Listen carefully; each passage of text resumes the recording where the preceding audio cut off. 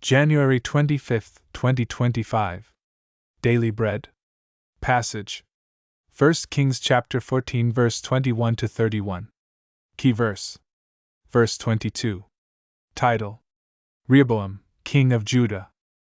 Now Rehoboam the son of Solomon reigned in Judah. Rehoboam was 41 years old when he began to reign, and he reigned 17 years in Jerusalem, the city that the Lord had chosen out of all the tribes of Israel, to put his name there. His mother's name was Naamah the Ammonite. And Judah did what was evil in the sight of the Lord, and they provoked him to jealousy with their sins that they committed, more than all that their fathers had done.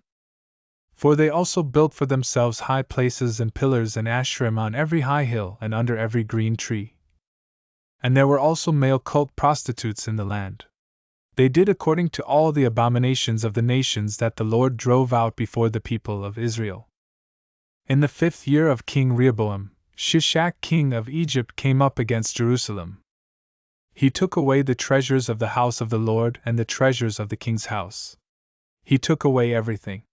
He also took away all the shields of gold that Solomon had made. And King Rehoboam made in their place shields of bronze, and committed them to the hands of the officers of the guard, who kept the door of the king's house. And as often as the king went into the house of the Lord, the guard carried them and brought them back to the guardroom. Now the rest of the acts of Rehoboam and all that he did, are they not written in the book of the Chronicles of the kings of Judah? And there was war between Rehoboam and Jeroboam continually. And Rehoboam slept with his fathers and was buried with his fathers in the city of David. His mother's name was Naamah the Ammonite. And Abijam his son reigned in his place. Daily Bread Message. Rehoboam was King David's grandson and Solomon's son.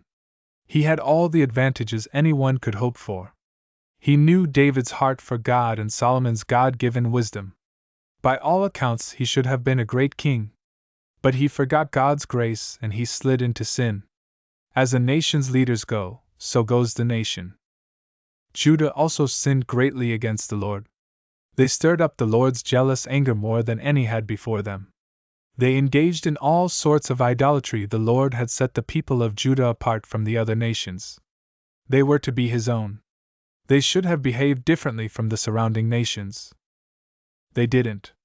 They ended up adopting the wicked practices of the nations the Lord had told them to drive out. Egypt attacked Judah and took the temple's treasures, including the gold shields. Rehoboam replaced them with bronze shields. Everything looked the same. But it was all whitewash. Inside, the cup was filthy.